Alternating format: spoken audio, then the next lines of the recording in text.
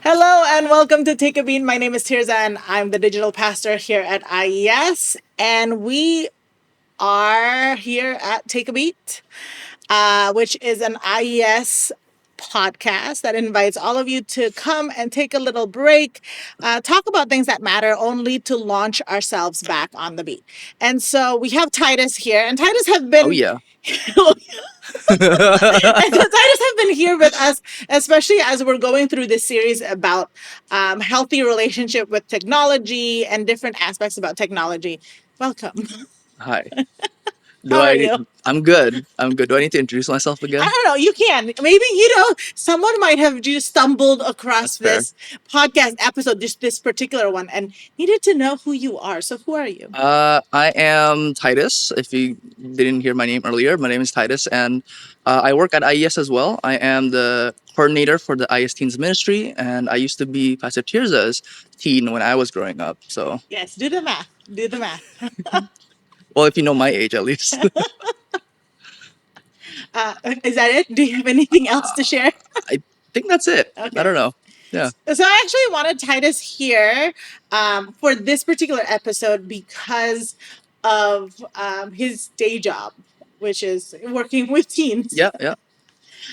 And so one of the things that is very, very, I don't even say prevalent because it's kind of just their daily life is teenagers are just online all the time. Yes. Everything they Yes. do is online. They Yeah. have I feel like their lives are both here and online. Yeah.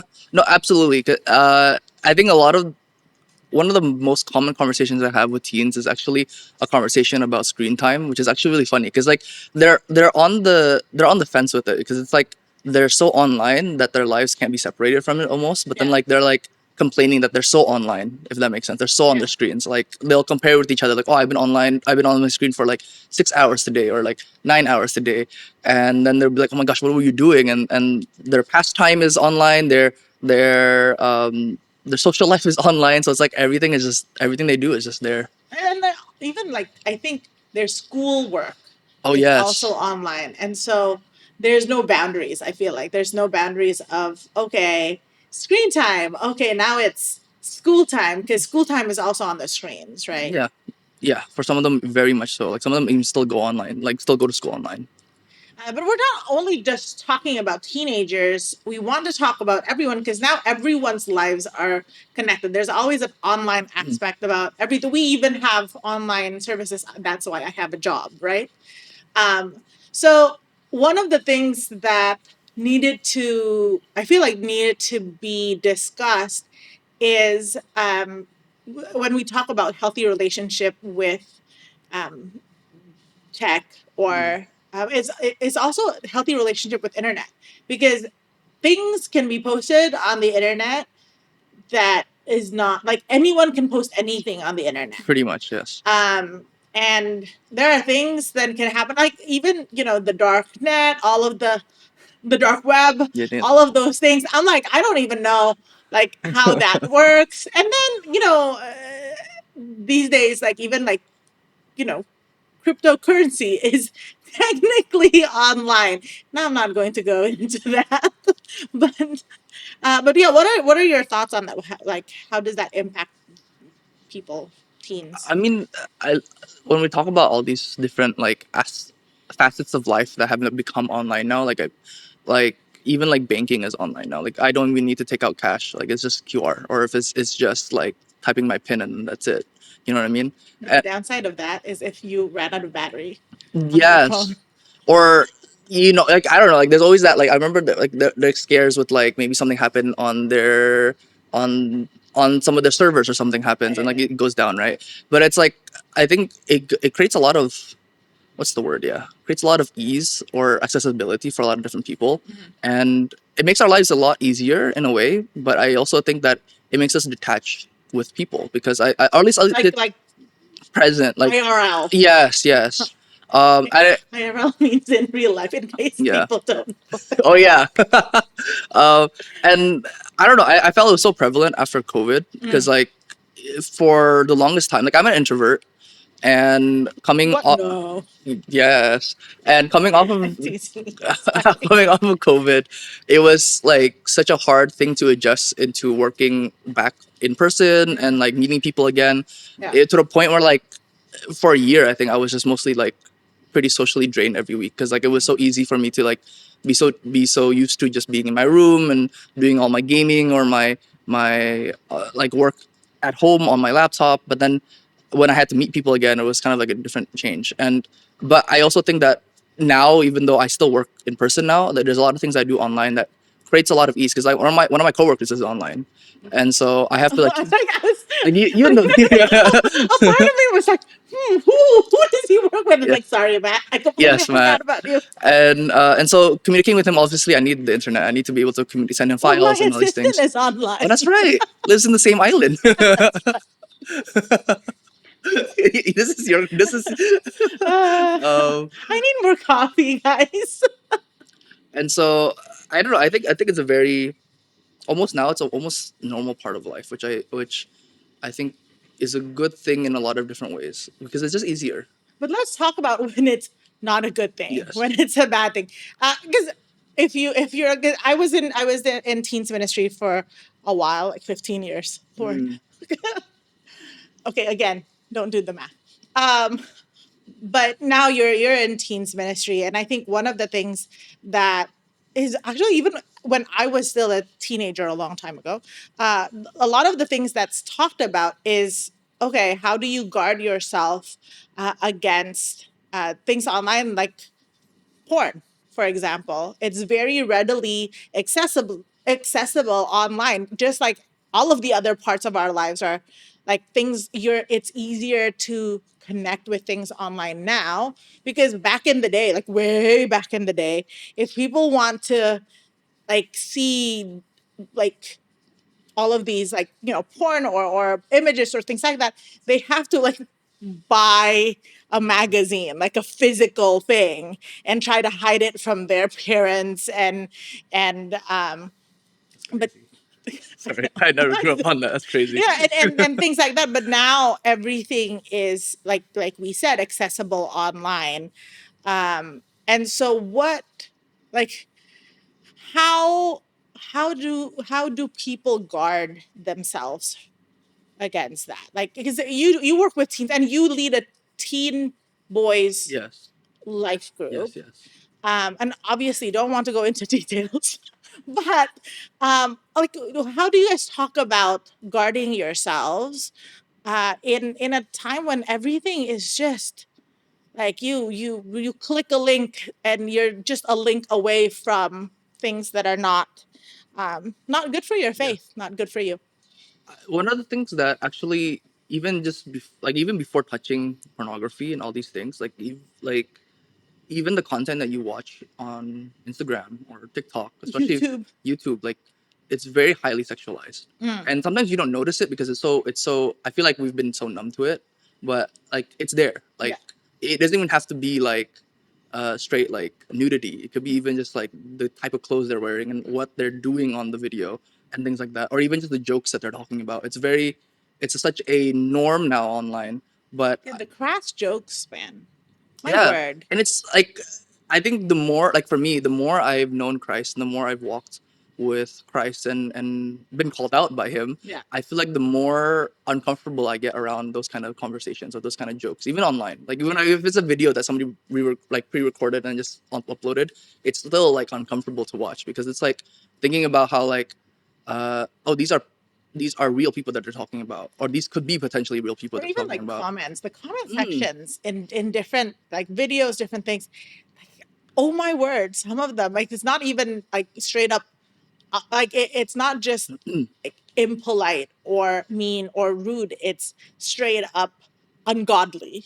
Oh yeah, and some do it out of sake of trolling, but some do it like truly because that's what maybe they even believe, Yeah. and I think Or that's how they, grew up on maybe even. yeah, Oh they view the world, maybe right, they communicate. And I was just like, Oh wow. Yeah. Okay. And I think going on this conversation, one of the things that I guess as we talk about guardrails, the first thing that we do or even need to know is that we the basis is that you need to know that you need these guardrails, Yeah. and you need to know even what values you stand on. Yeah. Like at least in this realm, like we're Christians, and we want to base our foundation and our values on Christ, and so we look to Christ for those kind of guidance. And so if you're a Christian and you're looking at porn or you're looking at these comments or these kind of videos, or that's your algorithm right now. You know what I mean? It's true. It happens. Well, yeah, because if you if that's what you take in, then the algorithm, It's gonna keep giving it to you. yeah. And so Oh then word. take a step back. What are you basing, like, why are you looking at these things? Is that something that Christ would want for you? Is that a value that you should be having? And should I love going through the Sermon on the Mount by Jesus, because like I think that one. You preached it not Yeah, too long yeah, ago. exactly, and it really called me out because Yeah, it, yeah, it opened my eyes to the idea that God wants to see each of us equally, yeah, and so that means lusting over somebody is not seeing each other equally, actually. yeah. And so Because rather than seeing someone as bearing the image of God, you see someone as an object of your lust, of your focus, or yes, whatever yes, your obsession or whatever. right. Yeah. And so your first step to fixing your guardrail or setting up a guardrail is knowing your value. And so if Okay. your value is Christ and your value is to see each other, see people with equality and not objectifying anything, then you know that first step is when you watch these things, these are not what you should be watching, or Yeah. you shouldn't be valuing these things. Yeah, I totally agree because I think the values, especially like when we have kingdom values, Christ Mm. values, it shows us like even actually what direction. Mm. Because if not, then if what you actually meant to do is like jump off a cliff, then you don't need guardrails. Yeah, yeah. If that's the but I think the values or the values of the kingdom is what tells us, okay, this is the path, and this cliff here is not where you actually want to go. Yeah. I think getting your bearings is Yes. is that, yeah. It's kind of like knowing where you are and knowing where you should be looking, or at least like knowing where not to look. Even Yeah. I think that's like the first railing that we should protect ourselves. But to be honest, like it's also still hard to just hold on to that railing and be like, okay, like I'm gonna hold on to this and then stay here. But then like obviously we do falter, we do get tempted, and we go past that anyways. I think for me the next barrier would if you're already doing things like that, and you, even though you know like you shouldn't be, like it's still struggling, like one of the things I think of is accountability. Okay, so let's talk about accountability since you bring up the very Christian word. Yes. Actually, it's not a Christian It's word. not, right? It's actually the word that is used a lot in like finance and in governance. Well, Ah. the reason why we have deacons in IES is financial accountability, Mm. right? And so we actually like the word accountability in terms of the way companies are run and organizations are run. We want there to be people who have enough of a say to call you out on things, and sort of the checks and balance. Right, right. But it becomes a bit of a vague term when it comes to church, like, oh yeah, like accountability in terms of your like faith walk. So when you say accountability, what do you mean by that? At least when if we're not since we're not talking about like finances and things like that, I mean like accountability for me is finding someone who I think would, at least one of the things I imagine is somebody who would journey with you through this situation to get out of it. And so that means encouraging you to stop. It means being ready at when you need it, like when you're falling, like to be ready to like uh, be there with you, Yeah. and even pick you up after that, or even pick you up in that moment, telling you like, dude, get off of the internet, dude, walk away, that kind of thing. And Don't do it. yeah, absolutely. Like, and so I think that is for me like what accountability should look like, and being able to have somebody who just partners up with you with these things. And it could be a group of people, it could be a certain singular person, especially if it comes to pornography. I think if you're a guy, I think it should be a guy. If it's a girl, I think it should be a girl. Thank you for stating. You know what I mean? Because you never know. Because like yeah, it might be a little bit weird between different genders, but like in the sense of uh like for me personally, I have my own group of guys that do Yeah. help me get through these things, and so or even I'm there with them Yeah. when they're falling, Yeah. and so it's these kind of things where I think accountability is so important because we're meant to live with people, Yeah. and we're meant to pick each other up, iron sharpens iron, right? And so these are how we do it. So, how does one get accountability? That's a good question. I mean, I think that's also the awkward thing, right? You go to church and you might be a part of, a ministry or a group. And then, like, how do you get from attending church or even being part of a small group, but some of our small groups aren't even small. yeah. Uh, and then to getting, because that's a completely different level of relationship. Oh, absolutely. It's not the oh hi, like we're doing so 45 minutes, then peace out. It like it's from what you were sharing and it's a lot deeper than that. And so how does one get from attending church to getting that?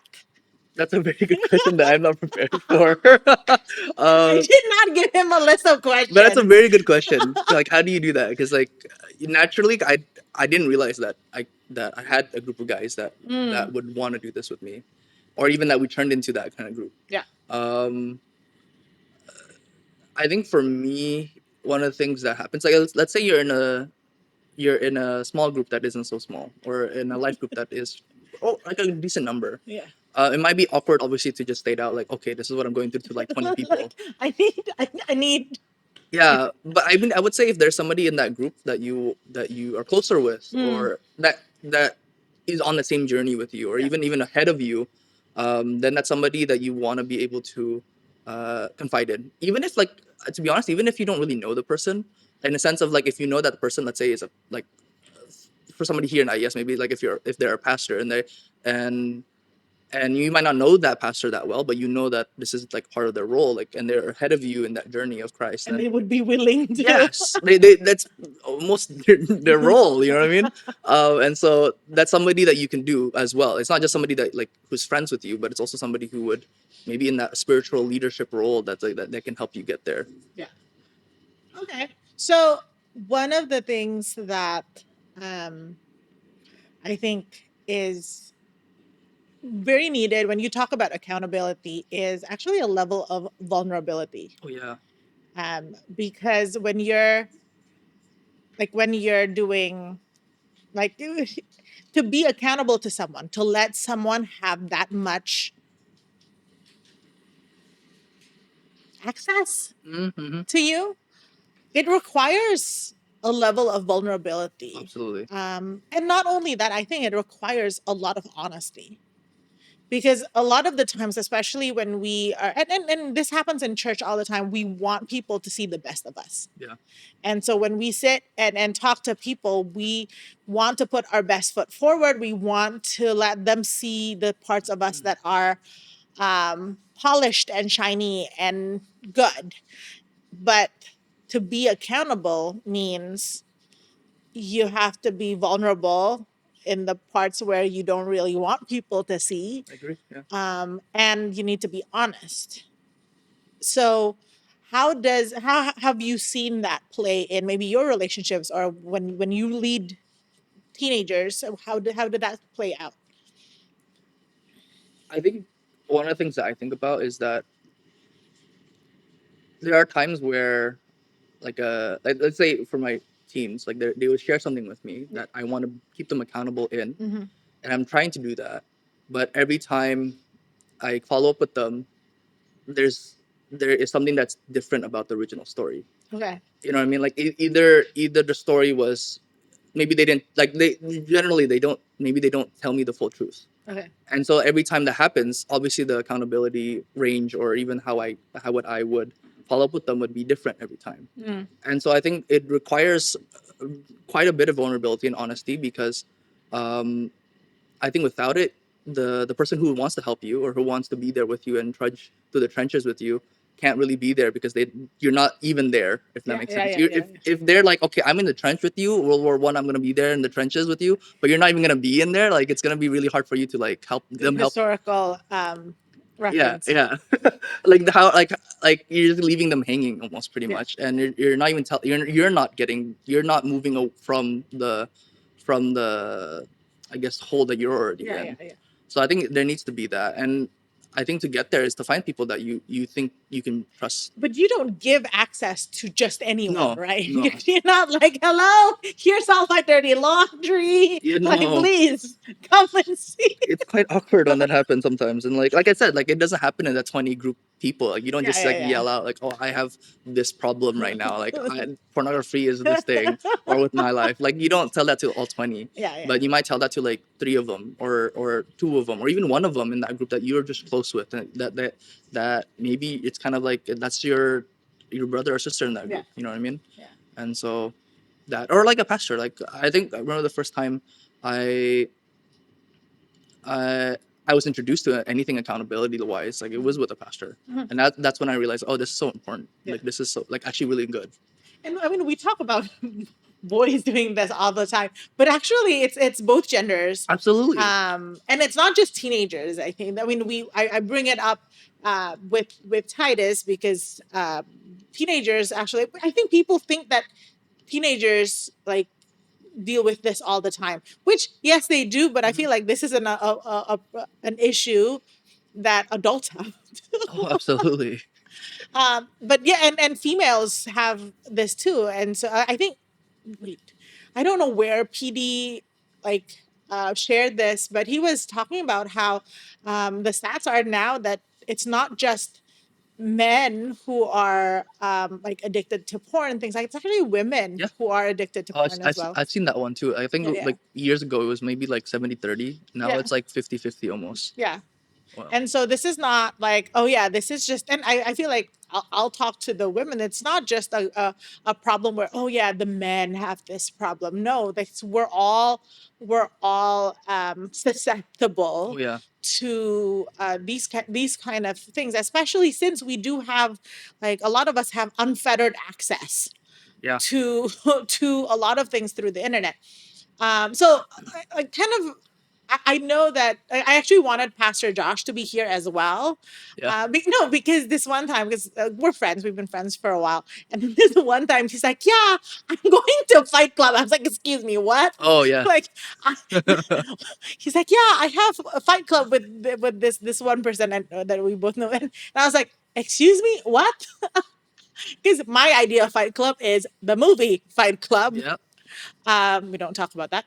Um, but so when he mentioned this, like I remember just like, okay, it's like sit down and explain this to me. And so this is actually something that IS Teens is doing as well, Yes. right? And Yes. so talk to us about Fight Club. What is it? Well, originally there's okay. I'll just share the gist of what it is, but pretty much it's an accountability program that you take with one or several people, preferably somebody who would be the same gender as you.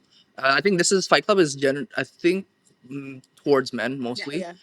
And so it's like you take a partner and you sit down with them, meet them once a week or however often you can, and then sit down with them, and then you ask exactly the same, like I think 10 or 15 questions. So what are some of the questions? Like, Is it a secret? Like, no, can no, we no, not talk about Fight no, no. Club? Like, have you used your life for God this week? Mm, Have okay. you looked at anything that would compromise your purity this week? Mm. Have you given to the poor or like focus on like the So marginalized? it's a whole thing. It's not just like, oh, this is a support group for poor. No, yeah, no, no. That's part of it. Like absolutely, that's part of it. But like, it's way more than that because it's about living your life as Christ, Yeah, yeah, and it's yeah, more than like obviously it's to get out of sin, yeah. but it's also to walk it out It's in a like yeah, it's yeah, a holistic. hmm Um, yeah, I feel like that word have been used like so weirdly, but just like a whole life kind of a thing, yes, yes, right? yes. Okay, And we do that with the at teens. We do that with the boys, and we do try to meet once a week and try to meet as a bigger group once a month. okay. And we do five questions, and it's usually just about purity, about praying for your family, Uh-huh. and about walking your life as Christ would want it, and prioritizing His a relationship with God.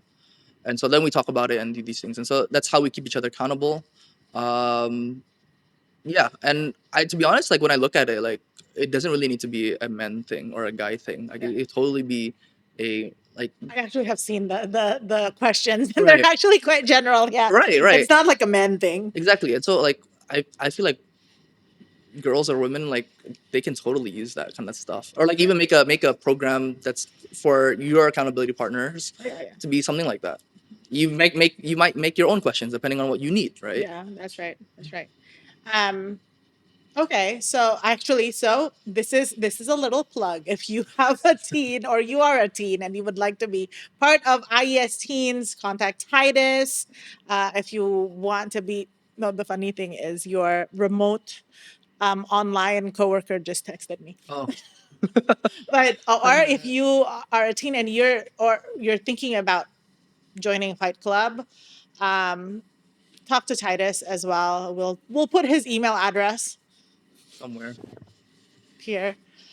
But I think one of the things that I want to touch on before we like end is because you're talking about like how in Fight Club the questions were like a whole life kind of question, and so I think I would also add that maybe the third guardrail, or just like even the idea of having boundaries and guardrails in the um, as a whole is not just for one particular topic, and it's not just for the internet. I think it should be for our entire outlook on life. Yeah, yeah, absolutely. And I think I was listening to a podcast, another podcast recently, Not ours. on top of ours. Okay, thank you. uh, that I think he was talking about I think apa ya, having your life aimed towards walking it out with Christ Mhm. and doing the things that He would want you to do. It makes it easier also to abstain, but then also like if you're in the rut of things, to make it more accessible to accountability and accessible to help, or even saying, okay, I need help, because I think there is a level of intimacy with the Lord when you're walking it out with Him. That's right. And then even when you fail, and even when you sin, or you feel like you're going back to some old habits, because you've been intimate with the Lord, He, like, it's easier for you to speak it out. And so I think it's a two-way street, where it's like when you walk it out with Him, it's actually easier to, like, feels like it's easier to also reach out. Mhm. Yeah, And when you have a relationship with the Lord and you're vulnerable with Him, and um and you talk to the Lord, even when you stumble and fall, the safest place is to be with the Lord absolutely. and to be close to the Lord. All right. Well, thank you so much for for tackling this issue, because I was like, Titus, let's talk about this, and he's like, okay. I was okay when she said there was Posh here, Pastor Josh, but then I'm like, oh, now I have to do it I was alone. like, oh yeah, he's busy, and he's like, just me. But thank you so much for talking it out today, and friends, thank you so much for joining us this week. And so we will see you next week on Take a Beat. Don't miss a beat.